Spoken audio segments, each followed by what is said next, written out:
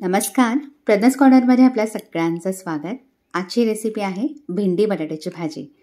खूप छान मसालेदार आणि चटपटीत लागते ही भाजी। टिफिनवर देण्यासाठी उत्तम पर्याय।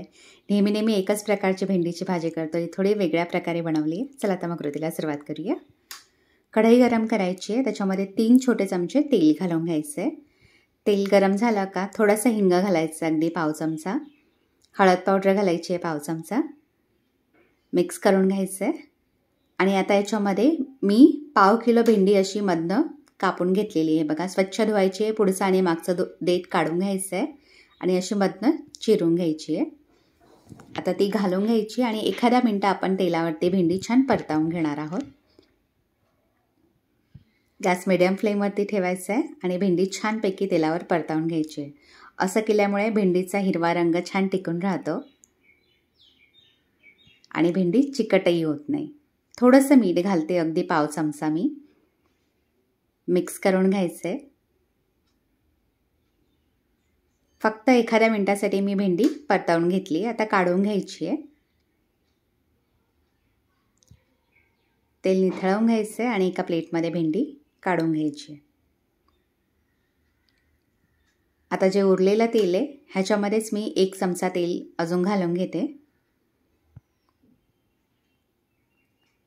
आता याच्यामध्ये पाव चमचा जिरं घालायचं आहे आणि 2 मोठे चमचे कुटलेले धणे घालायचे आहेत। हे बघा, जाडसरच कुटून घेतलेत किंवा मिक्सरवरती वाटून घेतले तरीही चालेल।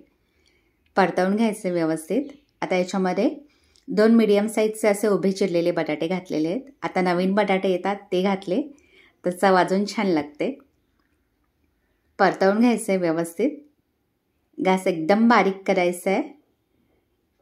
आता याच्यामध्ये पाव चमचा मीठ घालून घ्यायचं आहे, मिक्स करून घ्यायचं आहे आणि वाफेवरतीच आपण हे बटाटे शिजवून घेणार आहोत। तर झाकण ठेवायचं आहे, अगदी 3 ते 4 मिनटं वाफेवरती बटाटे शिजवून घ्यायचे आहेत। गॅस एकदम बारीक ठेवायचं आहे आणि मध्ये एकदा हलवून घ्यायचं म्हणजे बटाटे खाली लागणार नाही। हे बघा, जवळजवळ 4 ते 5 मिनटं मी हे छानपैकी शिजवून घेतलेले आहेत। जवळजवळ बटाटा 70 ते 80% शिजलेला आहे। आता याच्यामध्ये 1 चमचा हिरवी मिरची, आलं आणि लसणाची पेस्ट घालून घ्यायची आहे। जर लसूण खात नसाल तर नुसतं हिरवी मिरची आणि आल्याची पेस्ट घालायची आहे। जाडसरच वाटून घेतलेलं आहे मी हे मिक्सरवरती। मिक्स करून घ्यायचं आहे। एखाद्या मिनिटासाठी हे आपण छानपैकी परतवून घेणार आहोत। अगदी हलक्या हाताने परतवायचे आहेत म्हणजे बटाटे तुटणार नाही। आता याच्यामध्ये जी भेंडी आपण फ्राय करून घेतली होती ती घालून घ्यायची आहे, कारण बटाटा 80% जवळजवळ शिजलेला आहे बघा।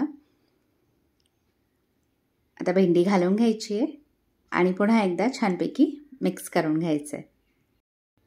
खूप छान लागते या पद्धतीने भाजी बनवली तर, अजिबात चिकट होत नाही आणि छान चटपटीत लागते। हे बघा, आता याच्यावरती झाकण ठेवायचं आणि 2 मिनिटं आपण हे वाफवून घेणार आहोत। आता याच्यामध्ये आवडीनुसार लाल तिखट घालून घ्यायचे, मी अर्धा चमचा घातलेला आहे। थोडासा गरम मसाला घालायचा, अगदी पाव चमचा, आणि अर्धा चमचा आमचूर पावडर घालायची। त्याच्याऐवजी अर्धा लिंबाचा रस घातला तरीही चालेल। व्यवस्थित मिक्स करून घ्यायचं आहे। मीठ घालायचं अगदी थोडंसं, कारण आधी पण आपण मीठ घातलं होतं, त्यामुळे अगदी पाव चमचा मीठ घालून घेते। आणि सत्तूचं पीठ घातलं आहे मी इथे 2 मोठे चमचे। त्याच्याऐवजी डाळीचं पीठ भाजून घेतलं तरी चालेल किंवा आपलं जे डाळवं असतं ते मिक्सरवरती बारीक करून घेतलं तरीही चालेल। व्यवस्थित मिक्स करून घ्यायचं आहे। सत्तूचं पीठ किंवा डाळवा घातलं तर वेगळं भाजून घालायची गरज लागत नाही। बेसन पीठ घालत असाल तर 5 मिनिटं बेसन पीठ वेगळं भाजून घ्या आणि मग याच्यामध्ये घाला। हे छान मिक्स झालेलं आहे। आता याच्यावरती झाकण ठेवायचं आहे। 2 मिनिटं हे आपण वाफेवरती शिजवून घेणार आहोत। गॅसची फ्लेम एकदम कमी ठेवायची आणि 2 मिनिटं हे शिजवून घ्यायचं आहे। बघा, हे छान शिजलं आहे। आता याच्यामध्ये कापलेली कोथिंबीर घालायची आहे थोडीशी आणि मिक्स करून घ्यायचं आहे। इथे आपली चटपटीत आणि मसालेदार अशी भेंडीची भाजी तयार झालेली आहे। मस्त गरमागरम भाजी चपातीबरोबर सर्व करायची, छान लागते किंवा टिफिनवर देण्यासाठी सुद्धा उत्तम पर्याय। जास्त वेळ लागत नाही भाजी बनवायला, अगदी 15 मिनिटांमध्ये भाजी बनवून तयार होते। तर नक्की ह्या पद्धतीने भेंडीची भाजी करून पहा आणि कमेंट बॉक्समध्ये मला आपले रिप्लाय नक्की कळवा। आणि माझा व्हिडिओ आपल्याला आवडला तर चॅनलला लाईक, शेअर आणि सबस्क्राईब करा। जास्तीत जास्त हा व्हिडिओ आपल्या फ्रेंड्स आणि फॅमिलीसोबत शेअर करा। हा व्हिडिओ पाहिल्याबद्दल आपल्या सगळ्यांचे खूप खूप धन्यवाद। पुन्हा भेटूया अशाच एका नवीन व्हिडिओमध्ये।